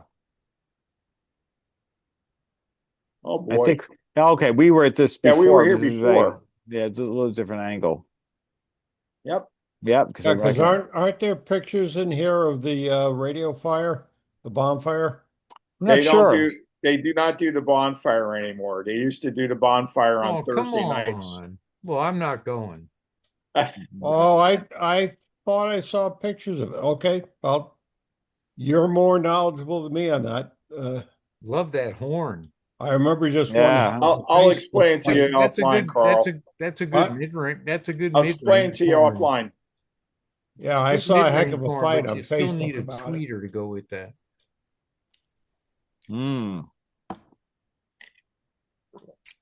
That's good from about 600 to about 3,500. Yeah, it's good size. Up. The auction. This is inside what's called the White Room. I was going to This say, is I didn't actually think- part of I didn't- Rangers, and they had an auction. I didn't know there was an indoors. Yes. Oh, this is the auction, yeah. If you watch my video, you'll see like I actually had about 60% of the video was this auction. What was it? The Scott Marshall that went for $20 or something? Oh, I don't know. I don't Yeah, know. it was on your video. Was it? Yeah. Okay. Huge console and It's possible. I thought there was a Philco, a really nice big Philco console. I went for $20. I don't think that was a Scott though. I guess the price is inversely proportional to the size. yeah. There was a lot of stuff here. Matter of fact, well, you could even see there's a RCA 45 player there on that table there. But there's radios and phonographs and consoles and everything right there. Yeah. Wow. And a lot of it, boy, the prices didn't seem to be going very high. No, matter of fact, you could see yours truly and the missus sitting there. Well, oh yeah, there it is. It was for sale because the people who owned it didn't want it. Like Yes. he's just in the middle of saying, It was like ooh, Notice that there's a rolling pin right over to the side here. Well, that's why I had my hat on so you couldn't see all the lumps where I got hit. Yeah, well, that's a steel. There's a steel, a cap with a steel beanie top, so when you get it was a shock. There was a shock collar. Right, exactly. There. I like that outtake on your video, Bob, where you're filming your shoe. Yeah. Yes. Nice shoes. My wife did the same thing. She's walking toward the stand and she didn't know the camera was on. It was just hanging down and she was walking towards something. Yeah, so this is some of the stuff that was up for auction, and there was a lot of nice radios. I like that Zenith on the left. Yes, cube. That was a cube. Yes. Yeah. Oh, some nice stuff. Stromberg there, Stromberg Carlson. Yeah, right there. Yeah. Yep. And Bob, most of this stuff was out on the tables, right? Yes, it was. Yeah. I am. Wow. Look at all this I stuff. think that was a 7 or 8T. I think that was 7T. I've got one right now sitting out. I love that radio. They're actually a good. I have a 6T on my bench downstairs, my workbench. Yeah, I had a nice radio. I just restored a 7T for the second time. That's pretty. This is a Troller. For a friend of mine is like, that stupid, weird, I don't know, what do you call it? What do you call that big long bar of composite resistors, the power resistors? Oh, yeah. Oh, I know what you're talking about. There's I finally had to yank that out of there and replace it with brand new. I didn't know what wattage are those. No one knows. It depends on the size. It's just they go anywhere from 1 to 5 watts. Yeah, so I just put 10 watt in there. And I always figured they were able to go higher because they used the chassis for a heat sink. Exactly. Yeah, but then you find they would rivet them right to the chassis. Yes. The good news was the bad smell that came out of it. Yeah, I like that. 3 years was not the transformer. It was that weird bar of resistors. So that was the good news. I got to just change those resistors out. The little wooden one is an Arvin in front of the True Tone. with the stripes going down the grill. Oh, yeah. Okay. Yeah, I think that's an Arvin. Oh, okay. It's nice stuff. Wow. About 3/4 Whoa, of the look at Whoa. that baby. Yeah. That's the one Oh. I was thinking of, Bob. Oh, this It's is not this what you're stratosphere? thinking. It's not a stratosphere, is it? It's basically a wrap to make a refrigerator look like a Oh. Oh, stratosphere. is that okay? Is that you're right? There's the But tap. inside Yeah. of that radio-looking refrigerator, There a it is. beer. It's all the Yeah, there we go. baby. Wow. Awesome. That And the guy that's leaning up against it, he was making sure for quite a while that beer stayed cold. Nice. So he would sample it and make sure it stayed cold. What did that You go know, for? some people just go above and beyond. He's When looking I out first for saw it, I thought it was a 15 or 18 tube stratosphere, and they opened up the door and I saw the keg inside. I'm like, oh, okay. that's funny. That used to it's be out at actually a the wrap. concession stand. So what did that sell for? Oh, I didn't sell. It was there. So there was adult beverages if you wanted to have one there. And I certainly would have had, if I wasn't on meds, I would have certainly been working on that as well. Oh, yeah. They make the meds a lot more fun. Well, we make driving home pretty interesting. Yeah. That's for sure. Makes them go down easier. Right. We're in the white room now. Yeah. Oh, there it is. There's There some it flames. is, Bob. So it used to be Thursday nights. Now it's on Friday. Right. Yeah. So this was actually like during probably toward the end of the auction and afterward. And no nice consoles. Oh, No nice consoles were harmed. These you got to see. Usually there's a pile. Well, yeah, it's changed a little bit. They used to have these enormous things. Now they took a hole digger and just dug about a foot deep and threw whatever crappy cabinets were there, and they throw them in there and sit there and drink and look at it. I mean, it isn't like you could have taken it home and fixed it. They're usually pretty bad looking. yeah. So